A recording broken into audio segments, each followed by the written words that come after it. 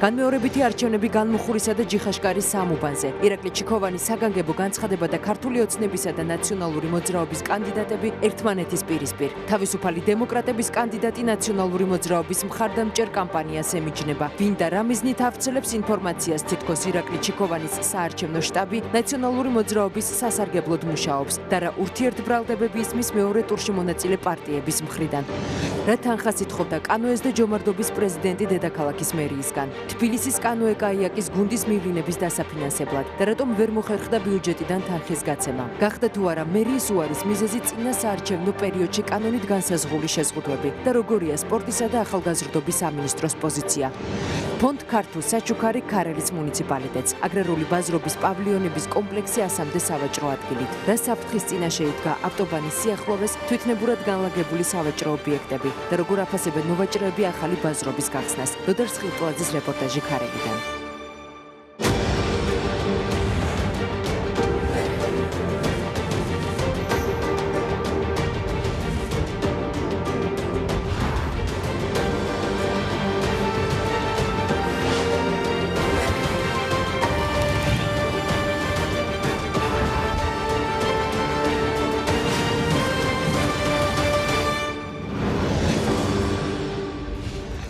საღამომშვიდობისა ეს 20:30-ია გადაცემის ნახვა 20:30-ის Facebook გვერდზე შეგიძლიათ გადაცემის მოსმენა კი რადიო უცნობის საშუალებით FM 98 და 1-ზე. მე მაკაცინცაძე ვარ და 20:30-ის ჟურნალისტებთან ერთად დღის მთავარ თემებს წარმოგიდგენთ. რა ეტაპზე ალექსანდრე ახალკაცის საქმის გამოძიება და რა მტკიცებულებები იქნა მოპოვებული ამ დრომდე, რა შეადანაშაულებს ალექსანდრე ახალკაცი ხათუნა კალმახელიძეს და რა ჩვენება მისცა გამოძიებას ყოფილი პირველი ლედი სანდრა რულოვსის წინააღმდეგ ალექსანდრე ახალკაცის სტუმრად დღეს 20:30-ში. რატომ მოითხოვს პოლიტიკური ცენტრი გირჩის საარჩევნო ბარიერის 1%-მდე დაწევას და რა კონსტიტუციური გარანტიების შექმნას ითხოვს მე-9 მოწვევის პარლამენტისგან. სწრაფი ეკონომიკური განვითარების რა რეცეპტს თავაზობს ხელისუფლებას და მეორე ტურში რატომ უჭერს მხარს ნაციონალურ მოძრაობას. ზურაბ ჯაფარიძე 20:30-ში. როგორ ემზადება მართველი გუნდი მეორე ტურისთვის და რა შედეგს ელის არჩევნებზე 20:30 შეკითხვებს ირაკლი სესიაშვილი უპასუხებს, მანამდე კი დღის სხვა თემები. ერთი გარდაცვლილი და რამდენიმე დაშავებული სამხედრო შემთხვევა დედოფლის წყაროს სიღნაღით თბილისის დამაკავშირებელ ავტომაგისტრალზე მოხდა. თავდაცვის სამინისტროს ინფორმაციით კამაზის მარკის სამხედრო ავტომობილი სავალი ნაწილიდან გადავარდა, სადაც 37 სამხედრო მოსამსახურე იმყოფებოდა. უწყების ინფორმაციით ჯარების ლოჯისტიკური უზრუნველყოფის სარდლობის საბრძოლო მასალებისა და სამხედრო ტექნიკური ქონების ბაზის შენახვის სამხედრო მოსამსახურეები დედოფლის წყაროდან ოსიაურისკენ გადაადგილდებოდნენ. ავტოსაგზაო შემთხვევის შედეგად დაშავებული სამხედრო მოსამსახურეები დედოფლის წყაროსა და წნორის საავადმყოფოებში გადაიყვანეს. დაშავებული 27 პაციენტიდან 5 თბილისის სხვადასხვა სამედიცინო დაწესებულებებში გადმოყავთ. მათ მრავლობითი ტრავმები აღენიშნებათ. გენო სიყმაშვილი ჩაგვერთვება ბოლო ინფორმაციით ინგოროყვას კლინიკის მიმდებარე ტერიტორიიდან. გენო, მოგესალმები და გისმენთ. დაშავებული სამხედროები ჯერჯერობით ინგოროყვას ცენტრში არ მოუყვანია, თუმცა აქ უკვე მათ წუთი-წუთზე ელოდებიან, მობილიზებულები არიან, ასევე მათ დასახვედრად სამედიცინო ბრიგადები, როგორც ცნობილია, დედოფლის წყაროდან კატასტროფის მანქანას, ასევე ესკორტი აცილებს მათ უფრო სწრაფად აქ ჩამოსაყვანად, თუმცა როგორც გითხარით, ჯერჯერობით არ არიან მოყვანილები. შემთხვევა დაახლოებით 5 საათზე მოხდა. დღეს სამხედრო კამაზის მარკის სამხედრო ავტომობილი სავალი ნაწილიდან გადავარდა, რომელშიც 37 სამხედრო იმყოფებოდა და სწორედ მათგან არის 5 მძიმედ დაშავებული, რომლებიც დღეს თბილისში ჩამოჰყავთ. რამდენიმე მათგან სწორედ ინგოროყვას ცენტრში მოიყვანენ, თუმცა დანარჩენებს ტრამვის სიმძიმის მიხედვით სხვადასხვა კლინიკებში გადაანაწილებენ. ამასთან დაკავშირებით დღეს ჯანდაცვისა და თავდაცვის სამინისტროებმა სპეციალური განცხადებაც გაავრცელეს. დედოფლის წყაროს სიღნაღით თბილისის დამაკავშირებელ ავტომაგისტრალზე სოფელ ბოდბეს მიმდებარე ტერიტორიაზე კამაზის მარკის სამხედრო ავტომობილი სავალი ნაწილიდან გადავარდა, რომელშიც 37 სამხედრო მოსამსახურე იმყოფებოდა. ჯარების ლოგისტიკური უზრუნველყოფის სარდლობის საბრძოლო მასალებისა და სამხედრო ტექნიკური ქონების ბაზის შენახვის სამხედრო მოსამსახურეები დედოფლის წყაროდან ოსიაურისკენ გადაადგილდებოდნენ. ავტოსაგზაო შემთხვევის შედეგად გარდაიცვალა ერთი სამხედრო მოსამსახურე. დაშავებული სამხედრო მოსამსახურეები დედოფლის წყაროსა და წნორის საავადმყოფოებში გადაიყვანეს. 5 შედარებით მძიმედ დაშავებული სამხედრო მოსამსახურე კი თბილისში დაზიანებების მიხედვით პროფილურ საავადმყოფოებში გაივლის მკურნალობის კურსს. მათ სიცოცხლეს საფრთხე არ ემუქრება მომხდართან დაკავშირებით დაწყებულია გამოძიება. შემთხვევის ადგილზე გასულია სამხედრო პოლიციის საგამოძიებო ჯგუფი და სამსახურეობრივ შემოწმებას აწარმოებს თავდაცვის სამინისტროს გენერალური ინსპექცია. გამოძიება დაწყებულია სისხლის სამართლის კოდექსის 276 მუხლის მე-5 ნაწილით. 27 პაციენტიდან 5 თბილისის სხვადასხვა სამედიცინო დაწესებულებაში ჰოსპიტალიზაციას საჭიროებს. მათ მრავლობითი ტრავმები აღენიშნებათ. სტაბილურია წნორის კლინიკაში განთავსებული 8 პაციენტის მდგომარეობა. მათ შესაბამისი მკურნალობა ადგილზე უტარდებათ და თბილისში გადმოყვანას არ საჭიროებენ. როგორც უკვე გითხარით, შემთხვევა დედოფლის წყაროში დაახლოებით 5 საათზე მოხდა, თუმცა ამ დრომდე უცნობია, რამ გამოიწვია ავტოსაგზაო შემთხვევა. ერთ-ერთი რაც გავრცელდა ინფორმაცია არის იმასთან დაკავშირებით, რომ მცხოვრმა ვერ დაიმორჩილა საჭირდა სავალი ნაწილიდან გადავიდა ადგილზე, იმყოფებოდა თავდაცვის მინისტრის უშუალოდ ჩავიდა შემთხვევის ადგილზე და ასევე დედოფლის წყაროს წნორში გადანაწილებულ სამხედროებიც ჰოსპიტალშივე მოინახულა. ის ახლა რამდენადაც ჩვენთვის ცნობილია კატასტროფის მანქანასთან ერთად მოემგზავრება ინგოროყვას ცენტრში. მას არ გაუკეთებია მომხდართან დაკავშირებით განცხადება ამ დრომდე, თუმცა ადგილზე ასევე იმყოფებოდნენ გენერალური შტაბის უფროსის მოადგილე ვლადიმერ ჩაჩიბაია, რომელმაც განაცხადა, რომ როტაციის პრინციპით გადაადგილდებოდნენ სამხედროები და ისინი დედოფლის წყაროდან მიემართებოდნენ სხვა ბაზაზე.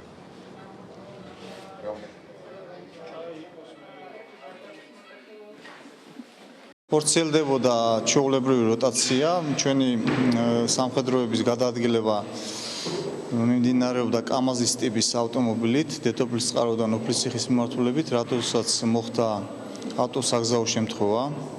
ამ კუთხით მიმდინარეობს გამოძიება, ზედმეტს ამასთან დაკავშირებით ვერ ვიტყვი. დღევანდელი ამ წუთის მონაცემებით ჩვენ გვყავს 27 სამხედრო მოსამსახურე დედოფლის წყაროში, მათ შორის 5 არის მძიმე მდგომარეობაში. დედოფლის წყაროში მოთავსებულია 28 ადამიანი და 28-დან 27 სამხედროა. სავარაუდოდ 5 პაციენტს გადავიყვანთ, მათ შორის 2 უკვე გადადის. ერთის ტრანსპორტირება განხორციელდება ინგოროყვაში, ერთის ტრავმატოლოგში. დანარჩენ სამთან დაკავშირებით მოგვიანებით გაცნობებთ, თუ სად გადავიყვანთ. რაც შეეხება წნორში მყოფ 8 პაციენტს, მათ არ საჭიროებს გადაყვანას. მომხდარის შედეგად ერთი სამხედრო მოსამსახური არის გარდაცვლილი, ამასთან დაკავშირებით საქართველოს პრეზიდენტმა გიორგი მარგველაშვილმა სამძიმრის წერილი გამოაქვეყნა, მან დაღუპულის ოჯახის წევრებს მიუსამძიმრა. როგორც უკვე გითხარით, ჩვენ ინგოროყვას ცენტრში ვიმყოფებით, ველოდებით კატასტროფის მანქანით დაშავებულების გადმოყვანას. გავრცელებული ინფორმაციით თავდაცვის მინისტრთან ერთად ინგოროყვას ცენტრში ასევე ჯანდაცვის მინისტრიც მოვა, ჩვენ ვრჩებით ადგილზე და თავდაცვის მინისტრი თუ გააკეთებს განცხადებას, ამას პირდაპირ ეთერში შემოგთავაზებთ. მადლობა, პირდაპირ ეთერში გენო სიყმაშვილი გვერდთვებოდა ინგოროყვას მიმდებარე ტერიტორიიდან, სადაც იმყოფებიან დაშავებული სამხედროები. 20-30 უსამძიმრებს გარდაცვლილის ოჯახს, გენო სიყმაშვილს კი მოვლენათა განვითარების შესაბამისად გამოშვების მსვლელობისას დაუბრუნდებით და განვაგრძობთ გადაცემას. გაუქმებს თუ არა თავდაცვის მოქმედი მინისტრი წინამორბედის გადაწყვეტილებას და აღდგება თუ არა სამხედრო სავალდებულო გაწვევა. შეკითხვაზე პასუხი ამ დრომდე უცნობია.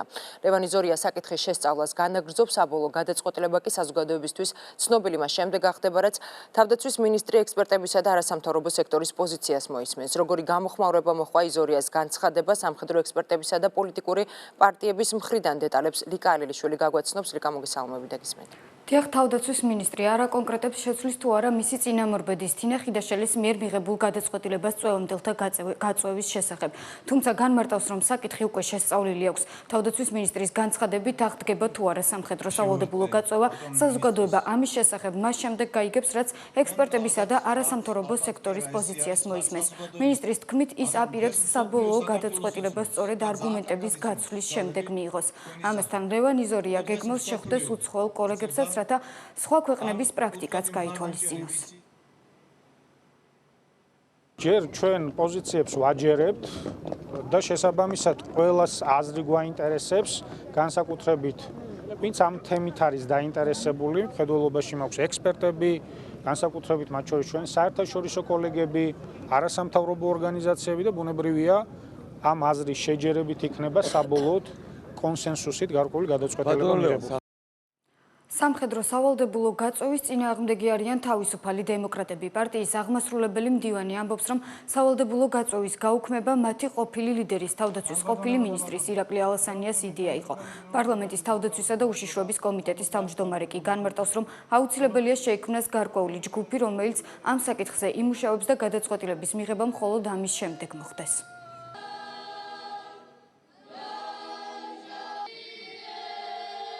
თავისუფალი დემოკრატები ვფიქრობთ, რომ საქართველოს არსებული გამოწვევებიდან გამომდინარე ჭირდება სრულად პროფესიული არმია.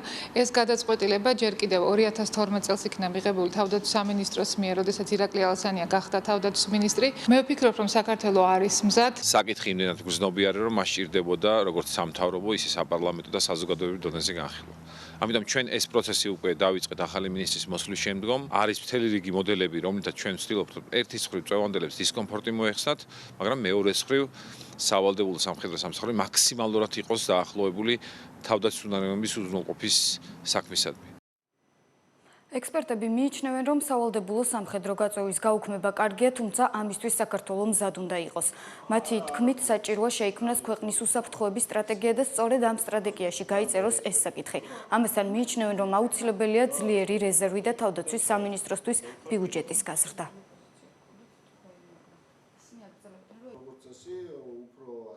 პროფესიული ჯარი,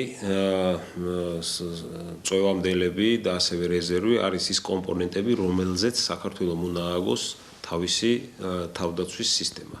მაგრამ რა პროპორციით უნდა იყოს ეს და რა ეტაპზე შეიძლება რომელიმე გაუქმდეს, დამოკიდებულია სწორედ ამ გრძელვადიან სტრატეგიაზე, რომელიც უნდა კონდეს მთავრობას. საბოლოო გადაწყვეტა ამ საკითხის უნდა მოხდეს მხოლოდ მას შემდეგ, რაც შემუშავდება ეროვნული უსაფრთხოების სტრატეგია და გრძელვადიანი თავდაცვის და შეიარაღებული ძალების გრძელვადიანი განვითარების გეგმები, რომელიც ასევე მოიცავს იმას, რა ტიპის გვინდა თუ არა საერთოდ რეზერვი და რა ტიპის რეზერვი გვჭირდება. მხოლოდ ამის შემდეგ შეიძლება საკანონმდებლო დონეზე ან შეჩერდეს ეს გაწევა, ან გაგრძელდეს გაწევა.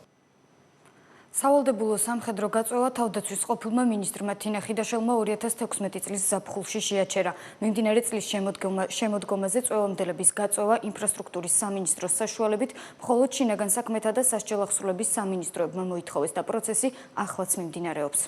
მადლობა ლიკა ალიშვილი გვერდებოდა პირდაპირ ეთერში. განმეორებითი არჩევნები სამეგრელოში სამსაარჩევნო უბანზე და ურთიერთბრალდებები თავისუფალი დემოკრატების ყოფილი წევრი და ზუგდიდის მაჟორიტარი დეპუტატობის კანდიდატი ირაკლი ჩიქოვანი საგანგებო განცხადებას აკეთებს და ამბობს, რომ ქართული ოცნების მიერ საკონსტიტუციო უმრავლესობის მოპოვების შიშით ნაციონალური მოძრაობის სასარგებლოდ წარმოებული კამპანია მისთვის მიუღებელია. ჩიქოვანი აცხადებს, რომ შეგნებულად ვრცელდება ინფორმაცია, თითქოს მისი შტაბი არჩევნებში ნაციონალური მოძრაობის სასარგებლოდ მუშაობს. არჩევნებამდე ერთი დღით ადრე ურთიერთბრალდებები ისმის ქართული ოცნებისა და ნაციონალური მოძრაობის წარმომადგენლებს შორისაც. მიშა ფეიქრიშვილი არ ყვევდა, რა ხდება სამეგრელოში განმეორებითი კენჭისყრის ჩატარებამდე 12 საათით ადრე. მიშა მოგესალმები და გისმენთ. დიახ, თავდაპირველად აღსანიშნავია, რომ ამორჩეულთა რაოდენობის გათვალისწინებით არ არის გამორიცხული, რომ ხვალინდელმა განმეორებითმა არჩევნებმა გადაწყვიტოს გაიმართება თუ არა მეორე ტურის ზუგდიდში მაჟორიტარ კანდიდატებს შორის. მანამდე კი განცხადება, საგანგებო განცხადება, რომელიც დღეს თავისუფალი დემოკრატების ყოფილმა წევრმა ირაკლი ჩიქოვანმა გააკეთა. ჩიქოვანი ამბობს, რომ ბოლო დღეების განმავლობაში ზუგდიდში აქტიურად მიდის საუბრები იმის შესახებ, რომ თითქოს ირაკლი ჩიქოვანი და მისი საარჩევნო შტაბი აქტიურად არიან ჩართულნი ნაციონალური მოძრაობის სასარგებლოდ მუშაობაში და ისინი მხარს არ უჭერენ ქართული ოცნების კანდიდატს. ირაკლი ჩიქოვანი აცხადებს, რომ ის ემიჯნება მსგავსი ტიპის პროცესებს და აღნიშნავს, რომ მისთვის მიუღებელია იმის შიშით, რომ ქართულმა ოცნებამ არ მოიპოვოს საკონსტიტუციო უმრავლესობა, მოხდეს ნაციონალური მოძრაობის კანდიდატის მხარდაჭერა. ჩიქოვანისთვის უცნობია თუ ვინ ავრცელებს აღნიშნული ტიპის ინფორმაციას საზოგადოებაში, როგორც ის ამბობს, აუცილებლად ჩათვალა, რომ საგანგებო განცხადებით გამოხმაურებოდა აღნიშნულ ფაქტს. ვრცელდება ინფორმაცია, რომ სხვადასხვა სუბიექტები, პოლიტიკური სუბიექტები თუ სხვადასხვა კანდიდატები, რომლებიც თავის დროზე ზუგდიდში მონაწილეობდნენ არჩევნებში, უჭერენ ხარს ნაციონალურ მოძრაობას. ეს ინფორმაცია უკვე საკმაოდ გავრცელდა და ადგილზე მე ადგილიდან არაერთი სატელეფონო ზარი მივიღე, რომელმაც მომცა იმის საფუძველი, რომ ეს განმარტება გამეკეთებინა. მე ირაკლი ჩიქოვანი, როგორც მაჟორიტარობის კანდიდატი და იმ ადამიანების დობით აღჭურვილი პირი, რომელმაც რამდენიმე ათასმა ადამიანმა ხარი დამიჭირა, არ მინდა შეცდომაში შევიყვანო აბსოლუტურად არავინ და მხარს არ უჭერ და არ მონაწილეობა აქტიურად იმ მეორე ტურებში, რომელიც მეორე ტურების დღეს მიმდინარეობს სამეგრელოში ან თუნდაც ნებისმიერ სხვა რეგიონში. არჩევნების გამეორებით არჩევნებამდე ერთი დღით ადრე ურთიერთბრალდებები ისმოდა ქართული ოცნების და ნაციონალური მოძრაობის წარმომადგენლების მხრიდან. ოპოზიციის წევრები აცხადებენ, რომ საარჩევნო პროცესში აქტიურად არის ჩართული ჯანდაცვის სამინისტროს სოციალური მომსახურების სააგენტო, ნაციონალური მოძრაობის საარჩევნო შტაბის წევრები აცხადებდნენ, რომ სპეციალური სია გადაეცათ ქართული ოცნების წარმომადგენლებს. მართველი პარტიის წევრების თქმით, ნაციონალურ მოძრაობაში დაკავებული არიან სიცრუის გავრცელებით და ისინი აცხადებენ, რომ ადგილი აქვს პოლიტიკურ ჰალუცინაციას. ზეწოლა მიმდინარეობს ორივე სოფელში. გაუგონარი პრესი, ესე ვთქვათ, სოციუზრუნველყოფის სამსახურის უბრალოდ ჩვენ თვითონ დავაფიქსირეთ, რომ სოფლის ცენტრში სოფლის გამგებელს აძლევდა სიებს, რაც მოგეხსენებათ ახლა რასთანაც იქნება დაკავშირებული. მათ აქვს რაღაც ჰალუცინაციები, ახლა თუნდაც სოციალური სააგენტოს ხელმძღვანელის მიმართ წაუყენეთ რაღაც ხონიათ ბრალდება. ეს არის სისულელე, რასიაზეა საუბარი, რა უნდა გადასცეს. ფაქტურად ყველაფერი დასრულებულია, ჩვენ მივდივართ ბოლომდე, წინა საარჩევნო კამპანია დასრულებულია. თავად საარჩევნო პროცესში მონაწილე სუბიექტები, მაჟორიტარი დეპუტატობის კანდიდატები კი პროგნოზირებენ, რომ ხვალინდელი დღე ჩაივლის მშვიდობიან ვითარებაში და აღარ ექნება ადგილი ექსცესებს საარჩევნო უბნებზე. კანდიდატები მოუწოდებენ მოსახლეობას და მათ ამომრჩევლებს აქტიურობისკენ.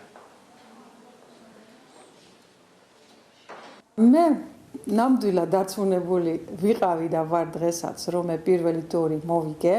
ჩვენ ძალიან ბევრი საჩივარი შევიტანე, ორი სისხლის სამართლის საქმეც აღზრული იყო და ზუსტად ამისი შედეგია, რომ ჩატარდება თავიდან 3 უბანში არჩევნები. პირველი ტურის განმეორებითი არჩევნები ორივე სოფელში 7 და წყნარ გარემოში ჩაივლის, არანაირ ექსცესებს არ ექნება ადგილი ჩვენი მხრიდან და რა თქმა უნდა, ხვალ ქართული ოცნება დამაჯერებლად გაიმარჯვებს ორივე სოფელში. საარჩევნო უბნების გახსნამდე დარჩენილია სულ რამდენიმე საათი. კიდევ ერთხელ აღნიშნავ, რომ სწორედ ხვალინდელმა არჩევნებმა უნდა გადაწყვიტოს საბოლოოდ ზუგდიდში გაიმართება თუ არა მაჟორიტარი დეპუტატობის ბრძოლაში მეორე ტური. მადლობა მიშა ფეიქრიშვილი გვერდებოდა პირდაპირ ეთერში. ნაციონალურ მოძრაობას არჩევნებისას ჰქონდა 2 დირექტივა გაცემული, რაც შეიძლება ბევრი ბიულეტენისთვის შეექმნა ტექნიკური პრობლემა, მათ გასაბათილებლად და ეგზიტ პოლების შედეგების ასარევად ეთქვათ, რომ ხმას სხვა პარტიას მისცემს. ამ განცხადებას კინორეჟისორი გოგა ხაინდრავა აკეთებს, მისი თქმით, სწორედ ამ კამპანიის გაგრძელება საკონსტიტუციო უმრავლესობის საკითხზე ხელოვნურად აგორებული თემა, თითქოს საკონსტიტუციო უმრავლესობა ქვეყნისთვის დამღუპველია. რეალურად კი ხაინდრავას თქმით, ამით ნაციონალური მოძრაობა მეტი ხმის მოპოვებას ცდილობს. ამასთან ჰეროკრატიის რეჟისორის განცხადებით მიხეილ სააკაშვილის პარტიის რეალური სახე მის ფილმში ჩანს, რომელიც დოკუმენტური მასალაზე დაყრდნობით არის გადაღებული და სადაც ხელისუფლების მხრიდან მათ ოჯახის წევრებზე მუქარის გამო პატიმრები იძულებულები იყვნენ თავი ჩამოეხრჩოთ. კინორეჟისორი მეორე ტურთან დაკავშირებითაც აფიქსირებს პოზიციას და ნიკა რულუასა და სანდრა რულოვსის კანდიდატურებს აფასებს. ჰოლანდიის მოქალაქე, ქმარი უკრაინის მოქალაქე, შვილები ამერიკის მოქალაქეები. რა შუაშია სამეგრელოში სანდრა რულოვს ერთ გამაგებინეთ. თუ არა, აი ეს დაუოკებელი ჟინი კეთილდღეობის, საკუთარი პატივმოყვარეობის და საკუთარი ინტერესების თაწმინდაზე არის სალომე ზურაბიშვილი და ნიკოლოზ რურუა. სალომე ზურაბიშვილი არის ქალბატონი, რომელმაც გაიყვანა რუსული ბაზები და რუსული ტანკები საქართველოსდან. და ნიკუშა რურუა არის ადამიანი, რომელმაც შემოიყვანა ის ტანკები უკან და დააყენა 35 კილომეტრში. აი ამ მოცემულობით მივდივართ ამ მეორე ტურამდე და იმედი მაქვს, რომ და დარწმუნებული ვარ, რომ ქართულმა საზოგადოებამ თავის არჩევანი უკვე გააკეთა და ამ არჩევანს კიდევ ერთხელ დაადასტურებს 30 ოქტომბერს. პოლიტიკური ცენტრი გირჩის ინიციატივა მეცხრე მოწვევის პარლამენტარებს და საკონსტიტუციო ცვლილებების შეთავაზება გირჩის მიმართვის ერთი ნაწილი საარჩევნო ბარიერის 1%-მდე დაწევას გულისხმობს. თუმცა მათი ინიციატივა სავარაუდოდ ვერ განხორციელდება, რადგან პარტიების უმეტესობა ფიქრობს, რომ სამუშაო პროცესს და პარლამენტის მუშაობას შეაფერხებს. გიორგი კობერიძე დეტალებით. პოლიტიკური სტაბილურობის და ეკონომიკური განვითარების მოტივით გირჩი ახალი მოწვევის პარლამენტს მათი ინიციატივის განხორციელებას და კონსტიტუციაში ცვლილებების შეტანას თავაზობს. ჯერ კიდევ მოქმედი პარლამენტის წევრები მათ შემცვლელებს და მეცხრე მოწვევის პარლამენტის ყველა წევრს თავაზობენ გაოქმონ მაჟორიტარული სისტემა, დაწესდეს სრულად პროპორციული ან ნაწილობრივ პროპორციული და ნაწილობრივ რეგიონულ პროპორციული სისტემა. ხოლო პარლამენტში მოსახვედრად ამჟამად არსებულმა 5%-იანმა ბარიერმა 1%-მდე დაიწიოს. ტესტი არის მათ შორის იმისა, რამდენად აპირებენ შეასრულონ ის დაპირებები, რომელიც მათ აქვს წინასწარ გაცემული. ის რომ ჩვენ უნდა გადავიდეთ პროპორციულ სისტემას და მაჟორიტარულ სისტემას უნდა გავაუქმოთ, ამაზე საუბრობდნენ როგორც ქართული ოცნების წარმომადგენლები, ისე ნაციონალური მოძრაობის წარმომადგენლები. უცეთესადების ხარდაჭერა თუ აქვს, თუნდაც პატრა პოლიტიკურ პარტიას, რატო არ უნდა ჰქონდეს მას წარმომადგენლობა პარლამენტში. პოლიტიკური ცენტრი გირჩის წევრების ერთ-ერთ ინიციატივას გაუქმდეს ქვეყანაში მაჟორიტარული სისტემა წლების განმავლობაში არაერთი პარტია აყენებდა. მოქმედი პარლამენტის დროს კი საკითხზე გადაწყვეტილებაც მიიღეს, რომ ის გაუქმდება. საკითხის საბოლოო დამტკიცებამდე კი მხოლოდ კენჭისყრის პროცედურებია დარჩენილი. ჩვენ როდესაც ამ ინიციატივებს ვაყენებდით, საქართველოს პარლამენტში იყვნენ წარმოდგენილი გირჩის მესვეურები დღევანდელი, რომელსაც თითი არ დაუდვია. პატრიოტთა ალიანსი როგორც გირჩის მიმართვის ერთ-ერთი ადრესატი პროპორციული სისტემის დაწესების მომხრეა, თუმცა ამბობენ, რომ ამ საკითხის დაყენებას იმ რედაქციით აპირებენ, როგორც ეს წლების წინ ინტერპარტიულმა ჯგუფმა შეიმუშავა. საარჩევნო ბარიერის დაწევის საკითხიც ალიანსის წევრების მტკიცებით, სწორედ მათი ინიციატივა იყო, თუმცა არა 1%-მდე, როგორც ეს გირჩის მიმართვაშია აღნიშნული. გირჩმა რა წარმოადგინა, ეს ახალი არ არის, მე შემიძლია გაჩვენოთ დოკუმენტი 2 წლის წინანდელი, რომელსაც 11 პოლიტიკური პარტია აწერს ხელს და რომელშიც წერია, რომ სწებული წესი მაჟორიტარული სისტემისა გაუქმდეს. მეცხრე მოწვევის პარლამენტის წევრი პარტიებიდან გირჩის ინიციატივაზე ყოფილი თანაგუნდელები ნაციონალური მოძრაობიდან შეფასებებს არ აკეთებენ. მართველი გუნდის დეპუტატები კი 1%-მდე ბარიერის დაწევას არ ემხრობიან. პროპორციული სისტემით არჩევნების ჩატარებას კი გირჩის დღევანდელი მიმართვის გარეშეც გეგმავენ. მე არ მიმაჩნია, რომ 1%-იანი პარტიები უნდა იყვნენ წარმოდგენილი პარლამენტში. აუცილებელი რაოდენობა მხარდაჭერის არის საჭირო იმისთვის, რომ პარლამენტში იყო წარმოდგენილი. უნდა გაძლიერდნენ პარტიები, უნდა თავისი შეცდომებიც გაანალიზონ და მეტი მხარდაჭერა მოიპოვონ საზოგადოების. გირჩის მიმართვის ადრესატებს შორის არ არის, თუმცა რესპუბლიკელ კონსტიტუციონალის ჯერ არ სმენია, რას გულისხმობს ნაწილობრივ პროპორციული, ნაწილობრივ რეგიონულ პროპორციული სისტემა, რომელსაც ეს ინიციატივა ითვალისწინებს. ნაწილობრივ რეგიონულ პროპორციული ასე წერია რა, მე მგონი. ასეთი სათაურის მქონე სისტემა მე არ მინახავს. 1%-მდე დაწევა შეიძლება გამოიწვიოს, მაღალი ალბათობით გამოიწვევს კიდეც ძალიან დიდ სიჭრელეს პარლამენტში. ეს რა პრობლემა შექმნის? ეს ქმნის პრობლემას ხოლმე გადაწყვეტილებების მიღებისას. გირჩის ინიციატივა საარჩევნო ბარიერის 1%-მდე დაწევის შემთხვევაში პარლამენტში შესვლის მსურველ პარტიებს ამ ზღვარის გადალახვისთვის დაახლოებით 35,000 ხმა დასჭირდება. რაც შეეხება პარლამენტში უკვე კენჭისყრისთვის გამზადებულ საკონსტიტუციო ცვლილებების პროექტს, ამ ცვლილებით ბარიერი 5-დან 4%-მდე დაიწევს. სიტიპარკის მიერ დაგებული მახეთო უყურადღება ავტომფლობელები, მოქალაქეები კომპანიას უსამართლო დაკისრებულ საურავებს ედავებიან. მათი თქმით, ავტომობილების მფლობელებს 150 ლარიანი საურავი იმ შემთხვევაშიც დაეკისრათ, როცა 10 ლარიანი ჯარიმის ქვითარი არ ჰქონდეთ ჩაბარებული. კომპანიის რამდენიმე მომხმარებელი სიტიპარკსა და საქართველოს პოსტას ხელმოწერების შესაძლო გაყალბებაშიც ადანაშაულებს. რა შემთხვევაში მიიჩნევა არასწორი პარკირების გამო გამოწერილი ჯარიმა ჩაბარებულად და რას პასუხობენ კომპანიები მოქალაქეების ბრალდებებს. მარიამ სეთურიძე, გიორგი კიკვაძე დეტალებით.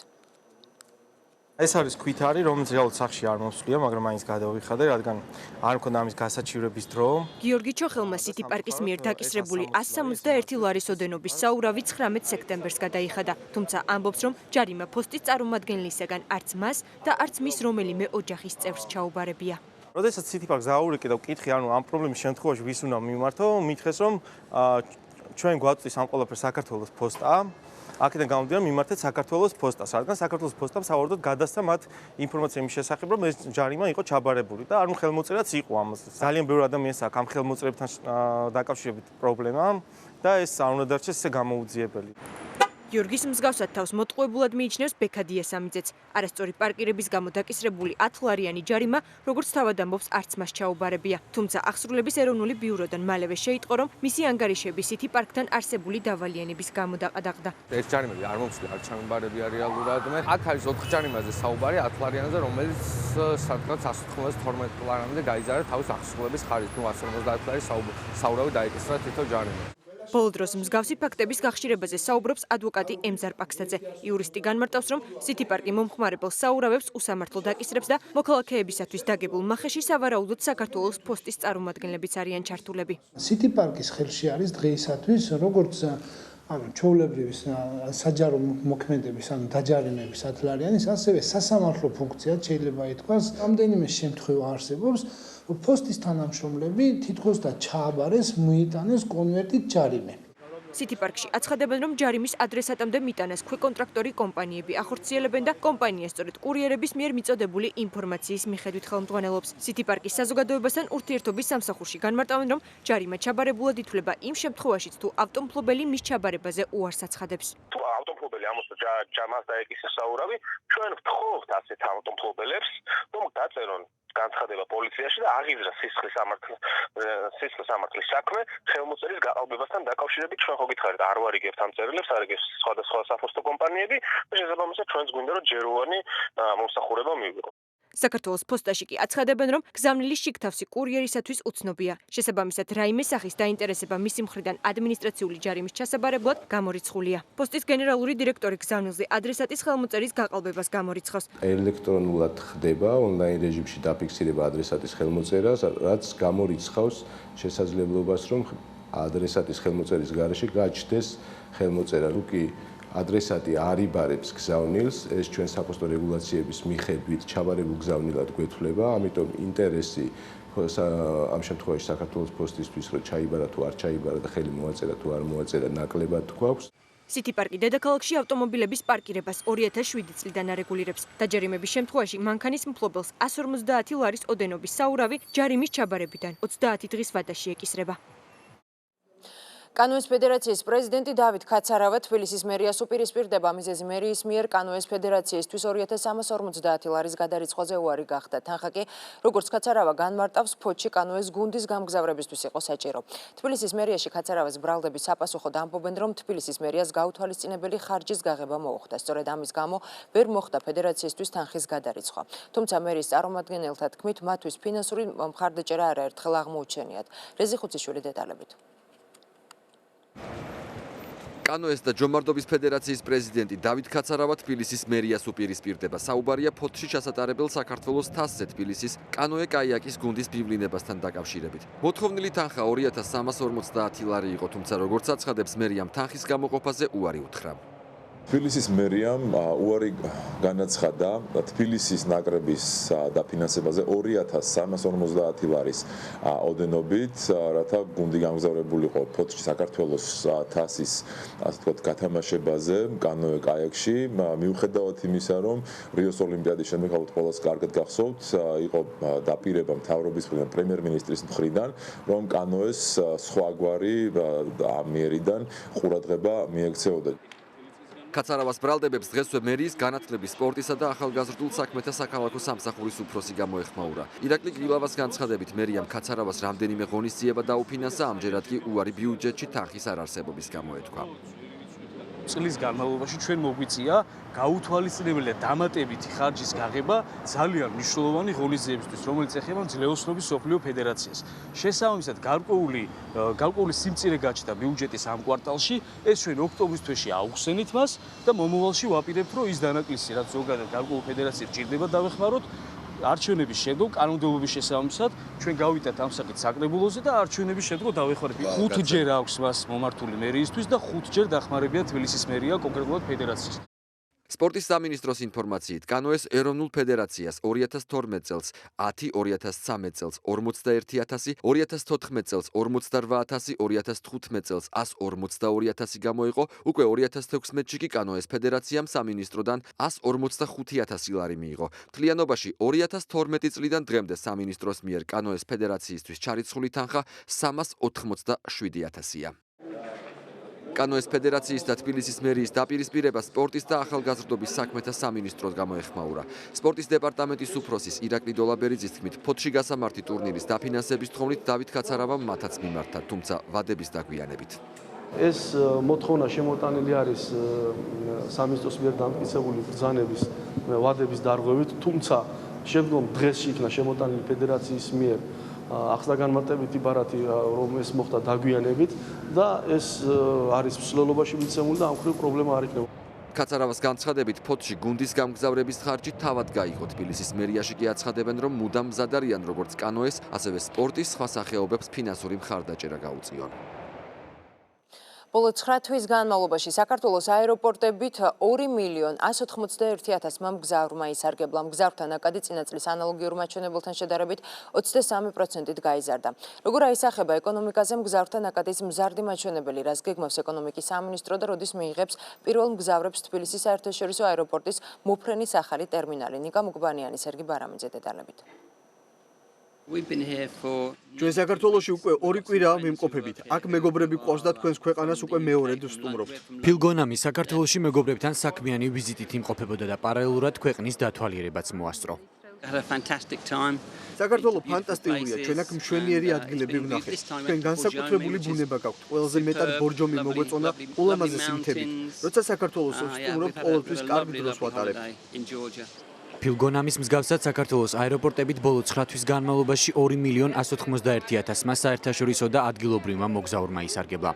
მგზავრთა ნაკადი წინა წლის ანალოგიურ მაჩვენებელთან შედარებით 23%-ით გაიზარდა. 2012 წლის იმავე პერიოდთან შედარებით კი 103%-ით. მგზავრთა რაოდენობის ზრდა როგორც თბილისის, ასევე ქუთაისის და ბათუმის აეროპორტებში ფიქსირდება. ძალიან მნიშვნელოვანია ბათუმის საერთაშორისო აეროპორტი, სადაც დაახლოებით 45%-იანი ზრდა გვიფიქსირდება წინა წლის ანალოგიურ პერიოდთან შედარებით. 23 სექტემბრიდან იცით, რომ გაიხსნა ვიზერის ბაზა ქუთაისის საერთაშორისო აეროპორტში, დაემატა 7 ახალი მიმართულება.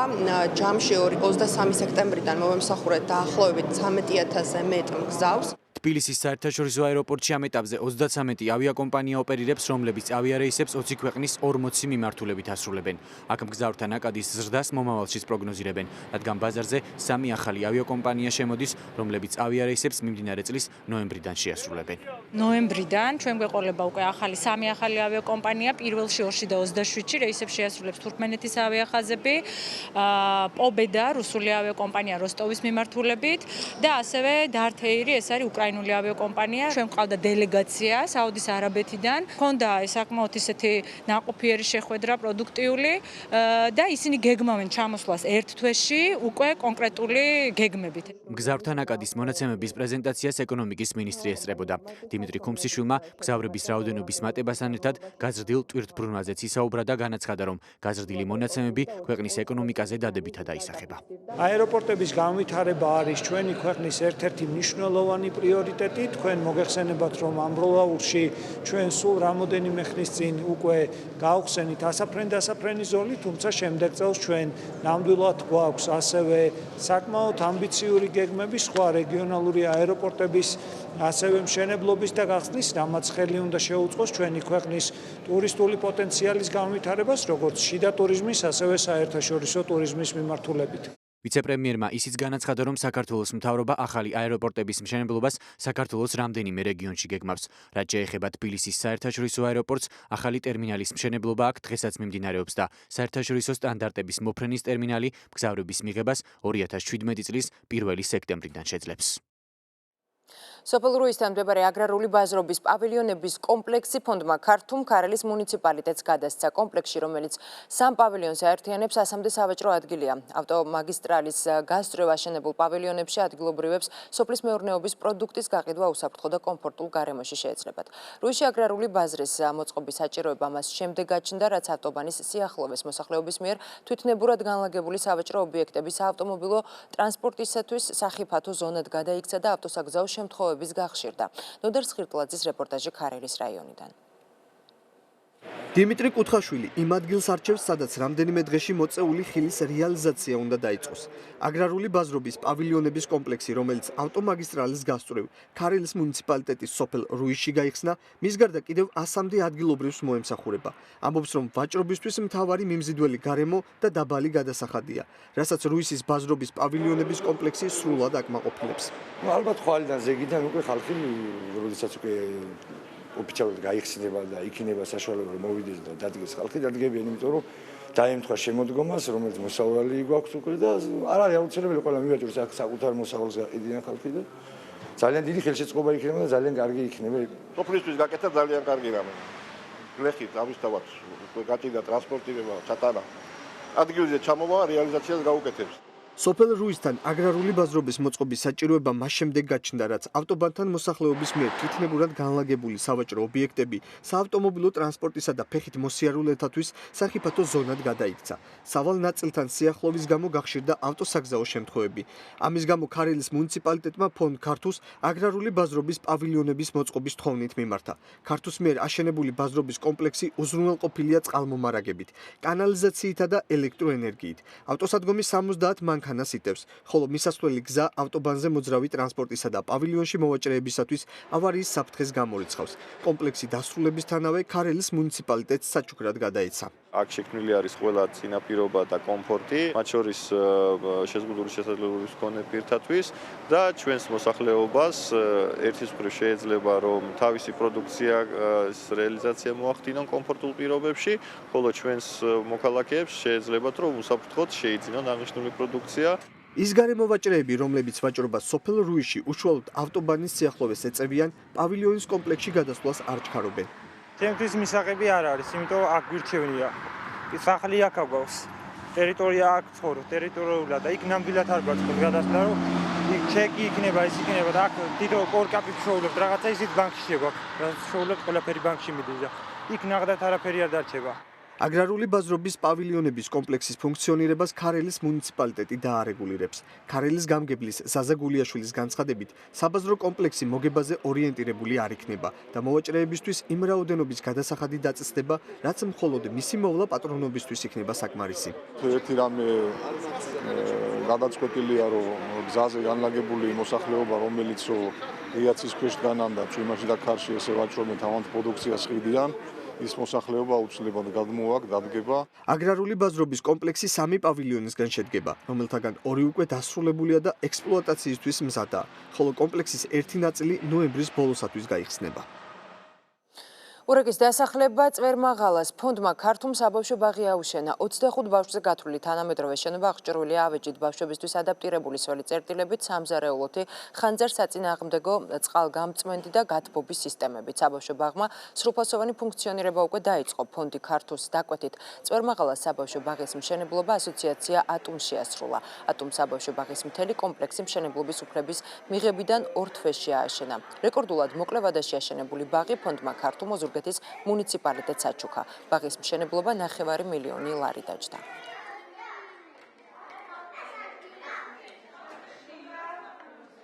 უკვე 20 წელზე მეტია, რაც წვერმაღალას ბაღი აქვს.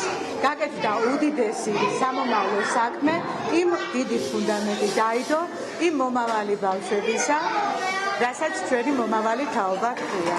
აღნიშნული ბაღი სრულად დააკმაყოფილებს სოფლის საჭიროებებს ამ კუთხით.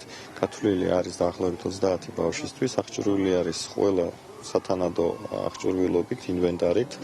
აქვს თანამედროვე სამზარეულო, სველი წერტილები, რომელიც მათ შორის განკუთვნილი არის პატარა ბავშვებისთვის.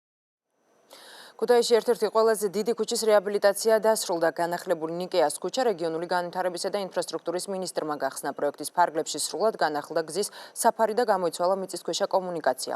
თორნიკე ხურციძე დეტალებით ქუთაისიდან. ქუთაისში ნიკიას ქუჩის განახლება დასრულდა. პროექტის ფარგლებში ნიკიას ქუჩის 2 კილომეტრიან გზას სრული რეაბილიტაცია ჩაუტარდა. დაიგო ორფენიანი ასფალტ-ბეტონის საფარი, მოეწყო ახალი ტროტუარები, შეიცვალა განათება და სანიაღვრე სისტემა. ქუჩის რეაბილიტაციის ფარგლებში გამწვანდა 1 ჰექტარი ტერიტორია. რეაბილიტირებული ქუჩა რეგიონული განვითარების მინისტრმა გახსნა.